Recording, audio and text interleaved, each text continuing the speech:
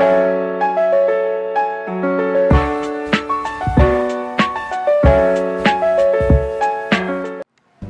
Assalamualaikum warahmatullahi wabarakatuh. Perkenalkan, nama saya Resti Warliani.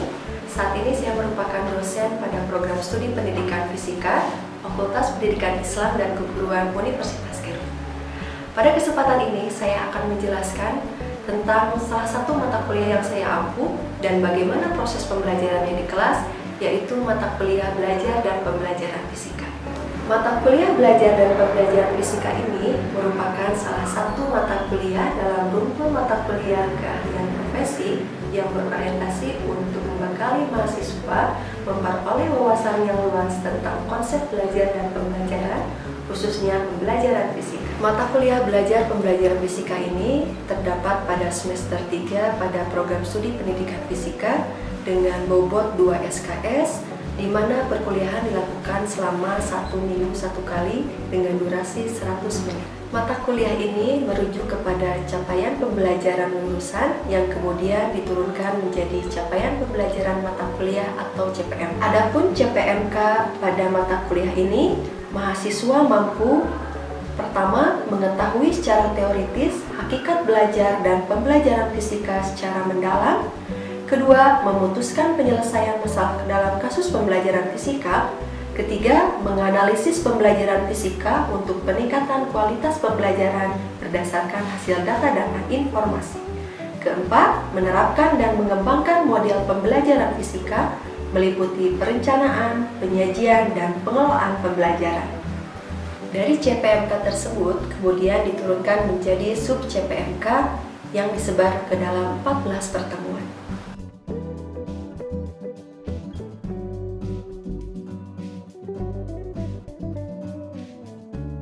Sehingga dapat disimpulkan kemampuan akhir yang harus dimiliki oleh mahasiswa pada mata kuliah ini, yaitu mahasiswa menguasai konsep teoritis, prinsip, metode, dan teknik pembelajaran fisika.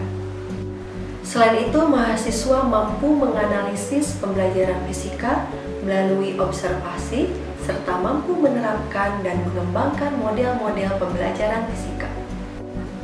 Adapun bahan-bahan kajian pada mata kuliah ini meliputi: pertama, hakikat belajar dan pembelajaran; kedua, teori belajar dan filosofi pembelajaran; ketiga, strategi, metode, dan pendekatan dalam pembelajaran fisika; keempat, pengelolaan kelas dalam pembelajaran fisika; kelima, keterampilan bertanya; keenam, prinsip-prinsip observasi; ketujuh, model-model pembelajaran.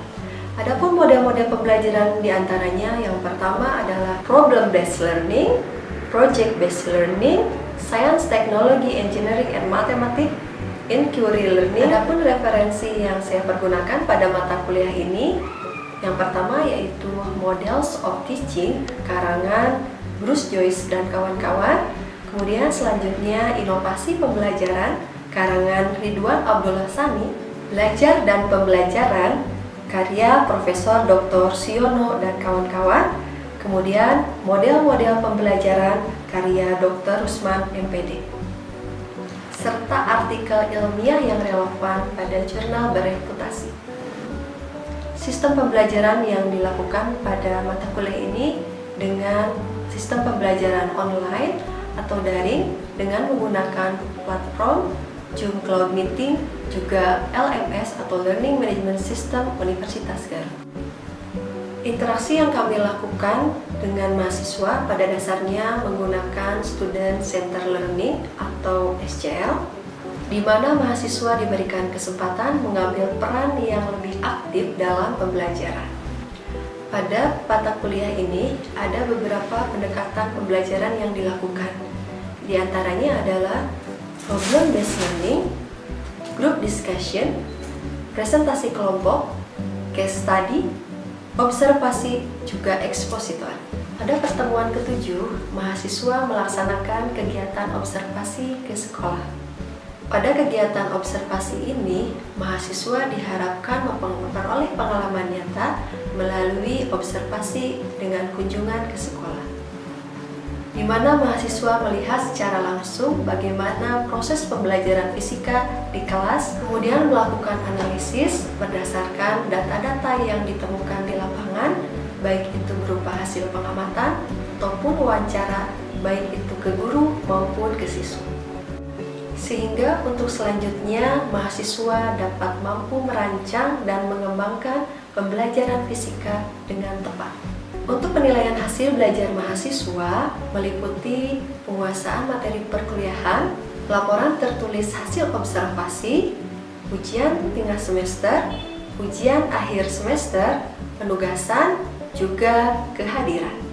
Untuk kegiatan perkuliahan, berikut penilaian dan penugasan dilakukan di awal perkuliahan. Yang disepakati bersama sehingga penilaian berlangsung secara adil dan objektif. Untuk selanjutnya, berikut merupakan cuplikan mata kuliah belajar dan pembelajaran fisika yang dilaksanakan secara daring. Oke, baik. Bismillahirrahmanirrahim. Assalamualaikum warahmatullahi wabarakatuh. Waalaikumsalam warahmatullahi wabarakatuh. Alhamdulillahirrabbilalamin, puji syukur kita panjatkan kehadirat Allah Subhanahu wa Ta'ala. Pada kesempatan ini kita kembali melaksanakan proses pembelajaran ya pada mata kuliah belajar dan pembelajaran fisika ya. Semoga semuanya berada dalam kesehatan ya. Kemudian tetap semangat meskipun sekarang situasi belum normal ya. Tapi mudah-mudahan kita tetap semangat dalam. Baik, langsung saja. Sebelumnya Ibu ingin mengecek dulu ya kehadiran. Pastikan semuanya masuk dulu ke dalam LMS untuk mengisi kehadiran ya. Karena LMS itu otomatis merekam kehadiran setiap proses pembelajaran seperti itu. Oke, baik ya. Hari ini kita akan belajar pada mata kuliah belajar dan pembelajaran fisika ya. Materi yang akan Ibu sampaikan untuk hari ini adalah tentang belajar dan pembelajaran ya, seperti itu. Oke ya. Pada pertemuan ini ada beberapa indikator ya, indikator pembelajaran atau apa yang harus dipahami oleh mahasiswa ya. Itu yang pertama adalah menjelaskan pengertian belajar dan pembelajaran. Selanjutnya yang kedua adalah mengidentifikasi ciri-ciri dari belajar dan pembelajaran. Kemudian selanjutnya yang ketiga adalah menjelaskan prinsip belajar dan pembelajaran. Selanjutnya yang terakhir adalah mengidentifikasi masalah pembelajaran fisika di sekolah. Ya, oke, baik ya. Ada berapa indikator pembelajarannya? Ada 4. Oke, ada 4 ya. Oke, baik ya. Selanjutnya.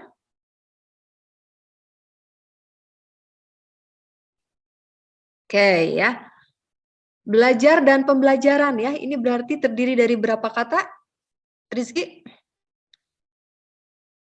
2, Ibu. Ya, ada belajar dan pembelajaran. Oke, baik ya. Ini sering sekali kita mendengarnya ya, belajar dan pembelajaran gitu ya.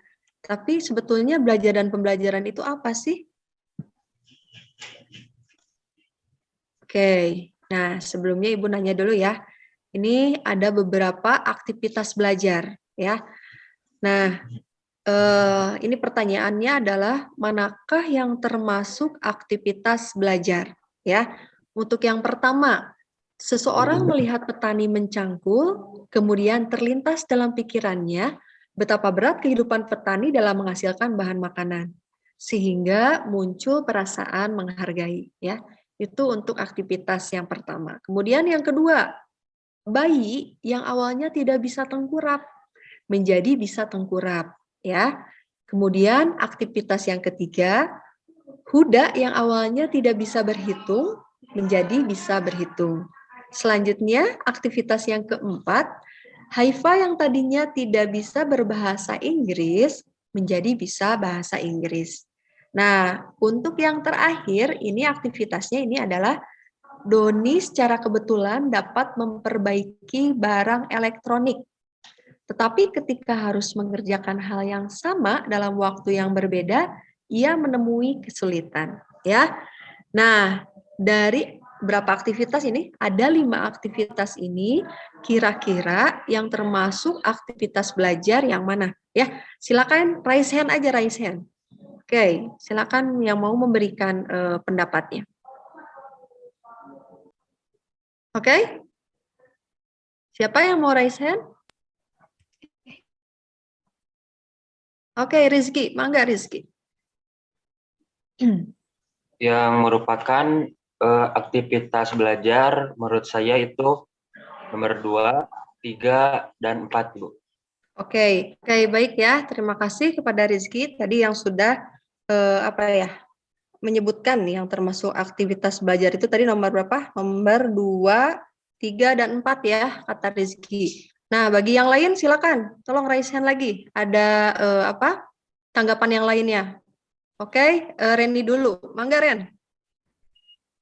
Kalau menurut Reni, yang termasuk aktivitas belajar itu yang pertama, karena kan sesuai dengan ciri-ciri dari belajar itu adanya perubahan tingkah laku, kemudian adanya perubahan tingkah laku yang merupakan hasil dari pengalaman dan itu yang seseorang melihat petani mencangkul, kemudian terlintas dalam pikirannya betapa berat kehidupan petani dalam menghasilkan bahan makanan, sehingga muncul perasaan menghargai. Kalau menurut Reni yang pertama gitu, Bu. Oke, yang Reni yang pertama saja. Ada tambahan lain, Ren? Ada, Bu. Kemudian yang keempat. Oke. Kemudian yang ke-1, yang ke-4. Yang ke-3. Oke, yang ke-1, 4, dan 3 ya. Kemudian ya, oke. Selanjutnya silakan Andini. Baik, Ibu.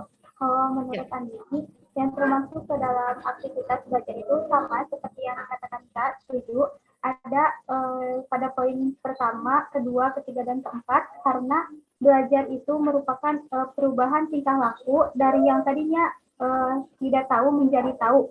Nah, dari poin yang pertama itu bisa dilihat pada muncul perasaan menghargai. Nah, itu ada perubahan tingkah laku.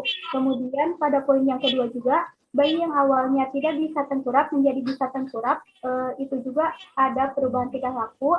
Dan yang ketiga juga sama, begitupun dengan yang keempat. Yang kelima tidak termasuk ke dalam aktivitas belajar karena itu secara kebetulan dan belajar perubahan tingkah laku itu harusnya secara permanen seperti itu. Oke, terima kasih Andini ya, luar biasa. Oke, baik, terima kasih ya.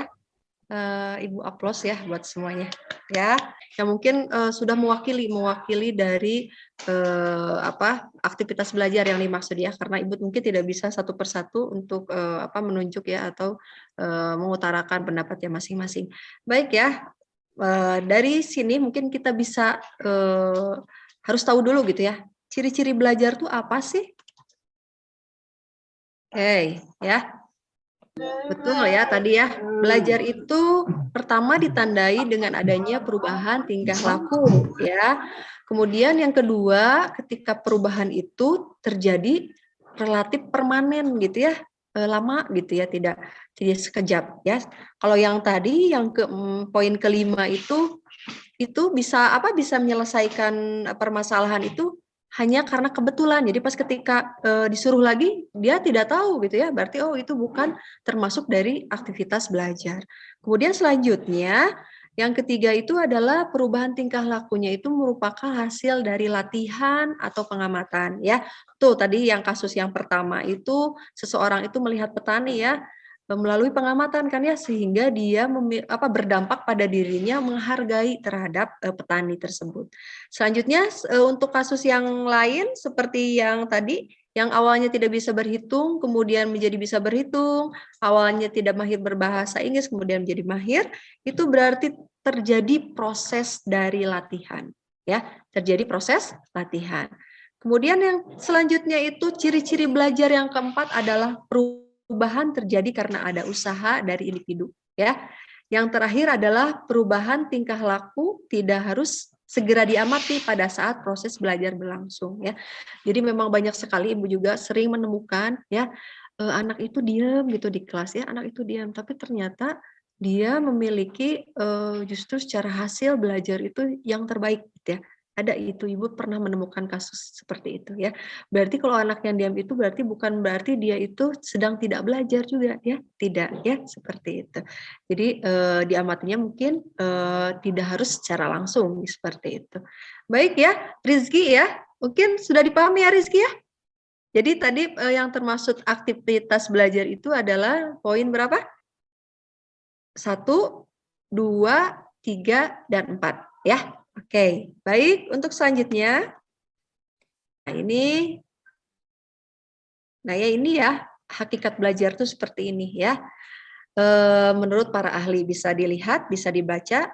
Belajar merupakan suatu proses perubahan tingkah laku yang meliputi perubahan kecenderungan manusia seperti sikap, minat, atau nilai dan perubahan kemampuannya, yakni peningkatan kemampuan untuk melakukan berbagai jenis performance atau kinerja.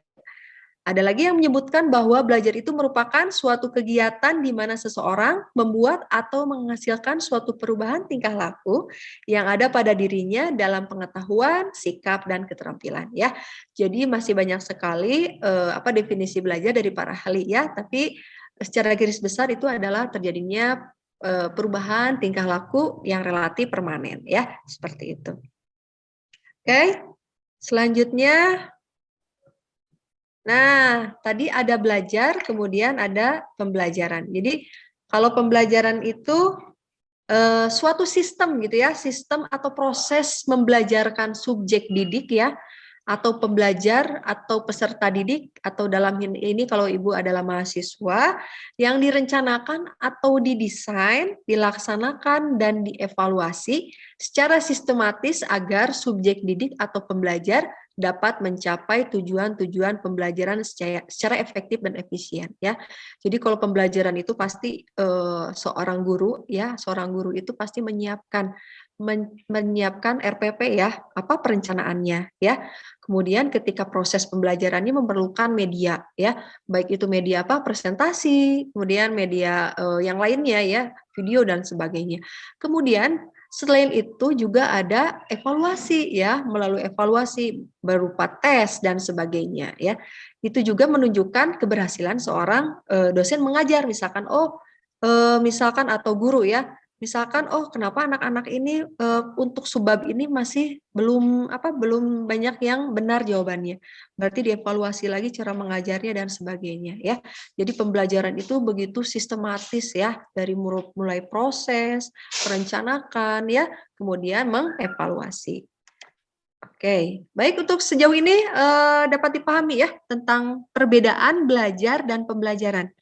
Gimana? Dapat dipahami? Oke, baik. Oke, kita lanjut ya. Kita lanjutkan lagi.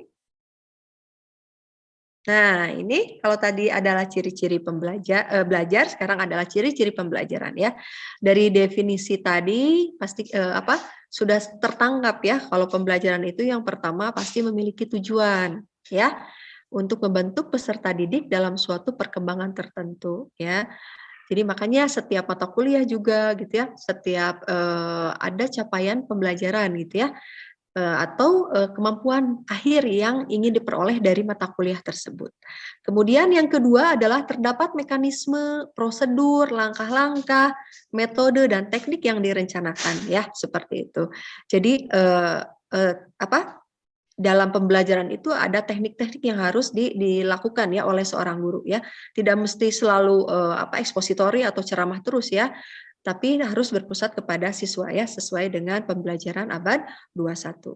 Kemudian fokus materi ajar itu terarah dan terencana dengan baik ya.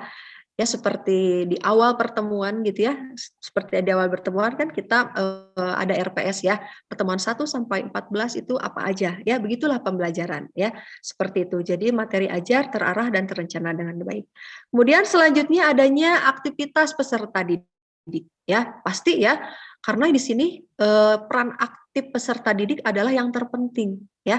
Jadi guru atau dosen atau pendidik sebagai fasilitator saja ya. Baik, untuk selanjutnya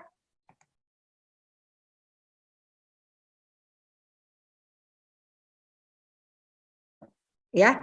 Nah, kita flashback lagi ke zaman-zaman kita sekolah dulu ya. Bagaimana sih yang kalian ingat gitu ya pembelajaran fisika di sekolah? Sok silakan ada yang mau mengungkapkan bagaimana gitu ya waktu ketika sekolah dulu. Silakan raise hand yang lain yang mau memberikan pengalamannya ya sewaktu sekolah dulu tentang pembelajaran fisika. Oke, Dian Agus, mangga, silakan. Kalau pengalaman saya, Ibu, selama pembelajaran fisika di SMA ya, yang saya pandang mengenai gurunya itu, jadi kurang ada relasi atau hubungan antara pengajar dan peserta, sehingga menimbulkan ketika kami ingin bertanya itu kadang canggung dan malu karena mungkin pendidiknya itu terlalu fokus pada apa yang dia terangkan. Jadi intinya tidak ada sesi tanya jawabnya, sehingga kami itu kadang bingung juga hal yang belum kami ketahui ingin ditanyakan, tapi kami canggung karena ibunya itu atau guru fisikanya itu terlalu fokus pada yang dijelaskan tersebut, sehingga materi pun ya agak sia-sia juga karena belum kami ketahui. Seperti itu mungkin, Ibu. Oke, baik, terima kasih. Terima kasih, Dian. Berarti peran guru ya, peran guru apalagi untuk di sekolah ya, sekolah menengah atau bahkan pasti sekolah dasar itu sangat berpengaruh ya. Nah, tadi kan Nisa kalau waktu gurunya seperti itu kelas 1, kelas 2 jadi agak kesulitan dalam mempelajari fisika ya, memahami fisika. Tapi ketika sudah ada gurunya yang berbeda lagi gitu ya, dengan metode yang berbeda lagi, dia sudah merasa memahami gitu ya pas waktu kelas 3 gitu ya. Oke, ya. Barusan kita sudah mendengarkan gitu ya permasalahan pembelajaran fisika diantaranya berdasarkan dari pengalaman yang dilakukan ya waktu bangku sekolah dulu. Nah, untuk sekarang selanjutnya Ibu ada diskusi kelompok ya. Diskusi kelompoknya ini adalah bertemanya tentang identifikasi permasalahan pembelajaran fisika di sekolah ya. Tapi ini berdasarkan dari sumber atau referensi ya, seperti itu. Jadi kalian tolong berarti cari sumber atau referensinya tentang permasalahan pembelajaran fisika di sekolah. Kemudian setelah itu nanti Ibu secara random ya mungkin akan menampilkan gitu ya, akan menampilkan atau mempresentasikan hasil dari diskusi kelompok ini seperti itu. Baik, untuk kelompoknya di-share ya, di-share di grup ya. Setelah itu silakan untuk sekarang berarti kalian masing-masing diskusi dengan kelompok. Nanti sekitar berapa menit ya? Berarti sekitar 20 menit ya. Sekitar 20 menit silakan kalian melakukan diskusi dan langsung membuat poin-poinnya ya. Kemudian sumbernya dari mana ya.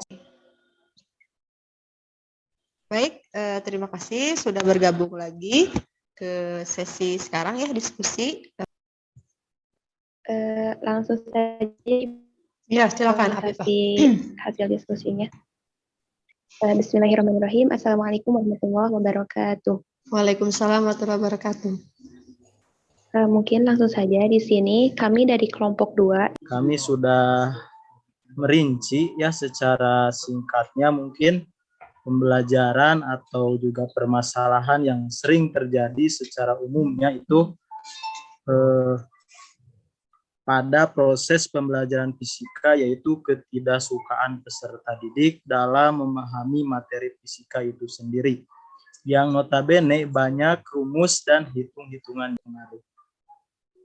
Dan yang nomor keduanya itu adalah siswa menganggap fisika sebagai pelajaran yang sulit dipahami karena menghafal dan banyak mengandung unsur matematis. Nah, berdasarkan temuan-temuan yang tadi disebutkan oleh Dian, dapat ditarik kesimpulan yang pertama yaitu siswa kesulitan memahami fisika karena materi pelajaran fisika yang padat, banyak hafalan dan matematis. Lalu yang kedua, siswa kesulitan memahami fisika karena pembelajaran fisika tidak konseptual. Nah, yang ketiga, siswa tidak menyukai fisika karena guru fisika yang tidak memperhatikan siswa. Dan yang keempat, siswa merasa kurang berbakat belajar fisika, namun berminat dan termotivasi belajar fisika. Sekian, Ibu. Ini referensinya dari artikel ilmiah atau langsung saja ke satu lagi aja, kelompok satu lagi yang menampilkan tentang identifikasi permasalahan pembelajaran fisika. Silakan Bu. Oke, Nisa, mangga, kelompok Nisa. Baik ya, kita mulai saja untuk mulai petikan waktu. Bismillahirrahmanirrahim. Assalamualaikum warahmatullahi wabarakatuh. Kami dari kelompok Yanto, di sini kami akan memaparkan hasil diskusi permasalahan yang dihadapi siswa SMA di kota Singaraja dalam mempelajari fisika itu ada 4. Yang pertama, siswa kesulitan memahami fisika karena materi pelajaran fisika itu padat dan harus banyak menghafal dan matematis. Yang kedua, karena pembelajaran fisika itu tidak kontekstual. Yang ketiga, siswa tidak menyukai fisika karena guru fisika tidak memperhatikan siswa. Dan yang keempat, siswa merasa kurang berbakat belajar fisika namun berminat dan termotivasi belajar fisika. Mungkin itu yang dapat saya sampaikan. Ada tugas ya, ini ada tugas untuk pertemuan minggu depan, mencari artikel dan menganalisis permasalahan pembelajaran fisika di sekolah dengan format yang sudah disediakan di LMS. Ya, seperti itu. Jadi nanti formatnya sudah ada di LMS, kalian kumpulkan seperti biasa 1 hari sebelum perkuliahan. Ya, seperti itu.